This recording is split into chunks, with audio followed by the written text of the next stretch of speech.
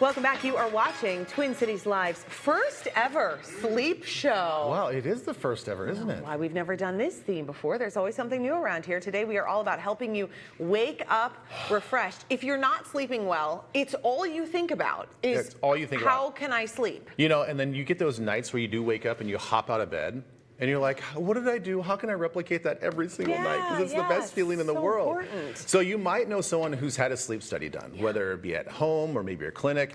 They're guided by our next guest who can help with sleep apnea, restless leg, and overall making sure we get a better night's sleep. Oh, we need these people. Okay, Dr. Tatiana Friday and Dr. John Damergis. We got double doctors here. They are both board-certified sleep neurologists with Noran Neurology and Noran Neurology Sleep Center. You guys, we're so happy that you're here. Yeah, thanks so much. This is so good. Okay, so let's talk about, Dr. Friday, why don't we start with you? What does it mean to be a sleep neurologist other than like, it feels like a really impressive title to share? Well, thank you. Yeah. So we both are board certified Yeah. in sleep medicine and neurology, in addition epilepsy for myself, which just means that we have this expertise in these different areas. Okay. So as a sleep specialist, we see a wide variety of different conditions, like insomnia, where you can't sleep, as you guys were just talking about, Yeah. or circadian rhythm disorders, where our internal clock is not in alignment.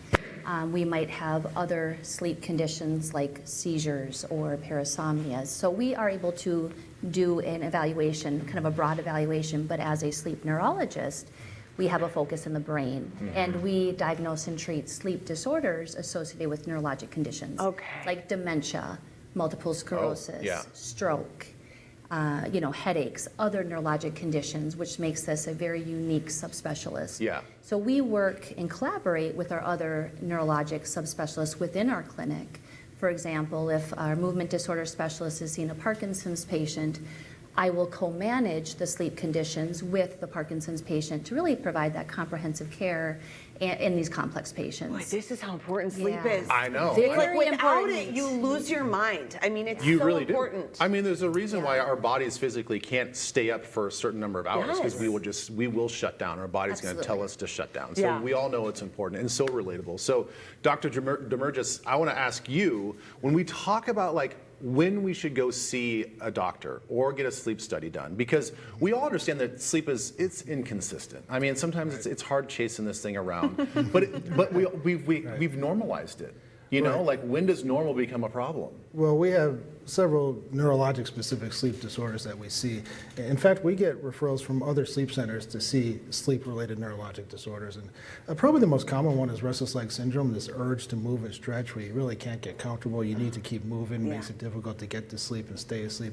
I mean, we'll hear stories of patients getting up and riding their stationary bike in the middle of the night. No way. You know, massaging their legs, taking hot baths in the middle of the night. If you see somebody walking up and down the aisle of a plane, they probably have restless leg syndrome. They're just treating it by getting up and moving around. There's many medication options for it. About 10% of people have it. Vitamin deficiencies are key in this. Iron deficiency, anemia, and even borderline low iron levels will cause restless legs. So No way. We harp on that and do an iron supplement maybe, and iron infusion sometimes to get the level up quickly. Yeah. So restless legs is a big one. And then sleep behaviors, parasomnias at night, abnormal behaviors at night, sleepwalking. People have heard of sleepwalking. Their sleep eating, people eat in their sleep and they don't know it. They don't recognize that they're eating, but they find the evidence in the morning. The fridge is open in the morning. The food is out on the counter in the morning. I thought that food was in like the a bed. movie thing. That's a real thing people do. And then another one is sexsomnia, people having intercourse or sexual relations in the night and not remembering in the morning. Not remembering it? Is a Boy, diagnosis. that's a travesty. Okay. Holy cow. Holy cow. Man. Okay, so I know there's probably not a hard and fast number, but any one of these symptoms, if you're experiencing them, like, is there a number where you say, like, okay, it's been like 4 nights, I need to go see a doctor? Like, is one more than enough to be like, okay, something's wrong, I need to address it Well, with it an depends actual what we're expert? talking about. If you're talking about a nocturnal convulsion, a seizure at night, that should be looked at immediately. Right. Another one is REM behavior disorder. REM sleep behavior disorder is acting out dreams, punching, thrashing, waking up, doing what you're dreaming, because you can really injure yourself during the sleep, and people hurt their bed partners. If we see a couple come in and it's a parasomnia consultation and somebody has a black eye, we know what happened, because we not infrequently hear about people defending themselves in a dream. They punch out, but they punch their bed partner. Well, and that is so stressful on a relationship. And speaking of stress on a relationship, I mean, snoring can make a person really dislike their partner. I mean, that's just because if they're Sleep keeping divorce, you up, you're like, right? oh Yeah. my gosh, I've got to get out of this. So, Dr. Friday, if you know someone who snores, which is obviously, it seems like much less of a serious problem than what we were just talking about with John, but it actually is really serious. Absolutely. So you bring out a really good point, and snoring is socially disruptive, and very frequently we hear that people end up in separate bedrooms, which is not good for the relationship. But it can be part of a larger process called obstructive sleep apnea, and that is a serious problem because that's the airway behind the tongue and soft palate is actually collapsing or obstructing, and that leads to a lot of other problems down the road.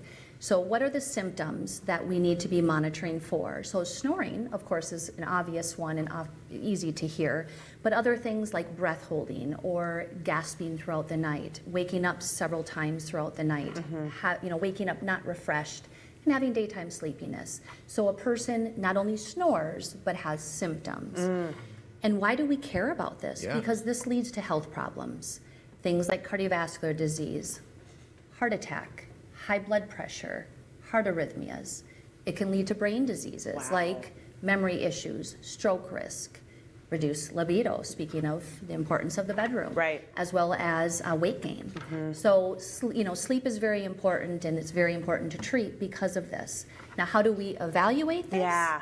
By a sleep study, and there are different modalities. We have the home sleep study, which is kind of nice and convenient. It's an ambulatory unit you bring home, you do it in the comfort of your bed, you evaluate for sleep. So you like hook yourself up to some monitors or something? Yeah, it's very basic parameters, but Okay. basically it's screening for the breathing events that we're referring to. Good.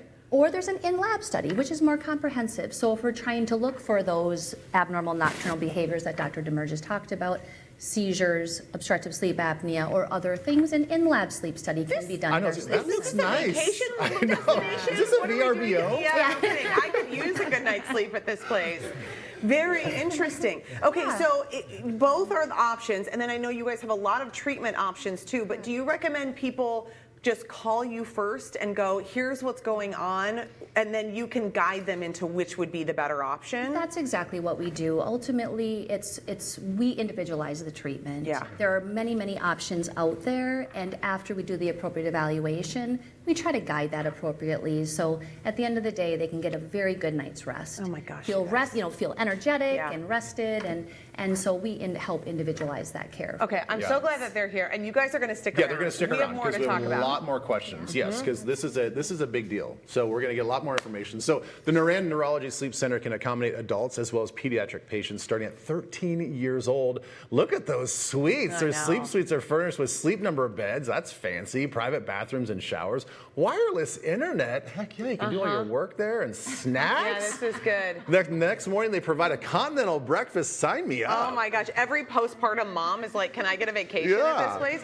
But if you're thinking about having a sleep study done, or maybe you want to suggest it to your partner, consider reaching out to them today. So their sleep centers are in Blaine and Bloomington, and Noran Neurology also has additional locations in Lake Elmo and Plymouth, and we're going to post all the contact information on TwinCitiesLive.com. But maybe you don't have something as serious as that going on. We still have more to discuss. Yeah, maybe you only get like 5 hours of sleep a night. You just want to go and get a peaceful night of sleep. Yeah.